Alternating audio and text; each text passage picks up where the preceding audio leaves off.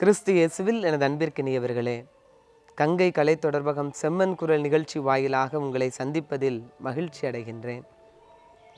இந்த உலகிலே எந்த மனிதரும் நம்மை பார்த்து கூறிவிட முடியாத வார்த்தைகளை இன்றைய நற்செய்தி வாசகத்தின் வழியாக நம் ஆண்டவர் இயேசு நம்மை பார்த்து கூறுகிறார்.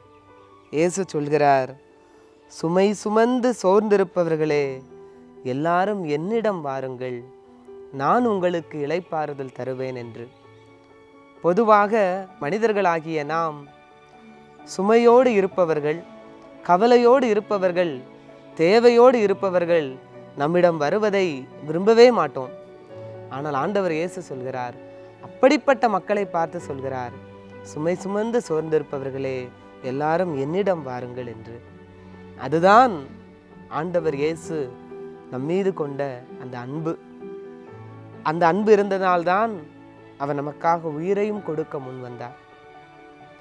அன்பிற்கினியவர்களே, சுமைகள் என்பவை நம்முடைய வாழ்விலே தவிர்க்க முடியாத ஒரு யதார்த்தம். ஆனால் சுமைகள் நம்மிடம் வந்தவுடன் மனித இயல்பு ஆறுதல் தேடுவது, இளைப்பாறுதல் தேடுவது தான். ஆனால் நம்மிடம் இருக்கக்கூடிய ஊனியல்பு நம்மை ஒரு திசையில் இளைப்பாறுதலுக்கு இட்டு செல்லும்.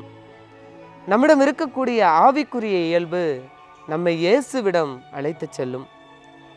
ஊனியல்பு சொல்லும், போதை பொருட்கள் உனக்கு இளைப்பாறுதல் தந்துவிடும் என்று, சில உறவுகள் உனக்கு இளைப்பாறுதல் தந்துவிடும் என்று, செல்வத்தை கொஞ்சம் அதிகரித்து கொண்டு விட்டால் இளைப்பாறுதல் வந்துவிடும் என்று, பட்டமும் பதவியும் உனக்கு இளைப்பாறுதலை தந்துவிடும் என்று ஊனியல்பு நமக்கு சொல்லிக்கொண்டே இருக்கும். அது ஒரு திசையில் நம்ம இழுத்து கொண்டே இருக்கும். ஆனால் நாம் ஊனியல்பின் இந்த மாயைகளால் ஏமாந்து போய்விடக்கூடாது. மாறாக நம்முடைய ஆவிக்குரிய இயல்பு நம்மிடம் சொல்லக்கூடிய இயேசுவிடம் செல்ல வேண்டும். இயேசுவிடம் செல்லும் பொழுதுதான் நமக்கான இளைப்பாறுதல். ஊனியல்பு தரும் இளைப்பாறுதல் என்பது தாகத்திற்கு உப்பு நீரை குடிப்பது போன்று. அப்பொழுது தாகம் தீர்ந்தது போன்ற ஒரு உணர்வு தோன்றும். ஆனால் சிறிது நேரத்திலேயே நம்முடைய தாகம் 2 மடங்காக மாறி போய்விடும். ஆனால் உண்மையான இளைப்பாறுதல் என்பது இயேசுவிடம் மட்டுமே கிடைக்கக்கூடிய ஒன்று. எனவே இயேசுவிடம் வருவோம், அவர் தரக்கூடிய அந்த நுகத்தை ஏற்றுக்கொள்வோம், அவரிடம் கற்றுக்கொள்வோம், வாழ்வை காத்துக்கொள்வோம்.